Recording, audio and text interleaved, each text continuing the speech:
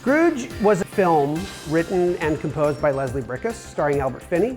This version of Scrooge is a remake of that version that Leslie wrote in about 2008. This is different than the original version of Scrooge, the film, and it's different than all of the stage adaptations of that film. There's a couple of new songs, there's some new scenes, and it's a much tighter script. This is not a realistic looking version of Scrooge. It's a very fantastical version. We are approaching the story as if we are inside Scrooge's memory. We are how he perceives the world, how he thinks about it. So everything that we see is through his lens. Everything is very black and white at the beginning. When he goes back into his childhood, he remembers it the way that a child would remember it, which might not have anything to do with how it really was. And then when he comes back to the present section, he sees it through a lens that is still distorted, but has a little bit more to do with reality.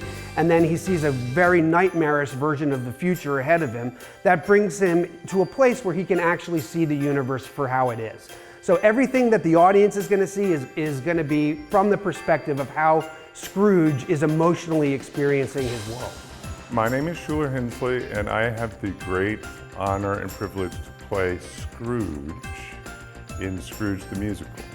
Look, I have been around a long time, and as a Tony-winning actor, I do love to prepare for roles, but what's interesting about Ebenezer Scrooge is he's such a part of society and of upbringing and of tradition. There wasn't a lot of preparation for me to go behind the scenes of who this character is, but it's really because of this production, which it's just one of those roles where you know what he is, but you want to stay present and in the moment of this. You get a chance to really see this curmudgeon miser, his childhood and why he became what he did, what he's like now, and what he could become.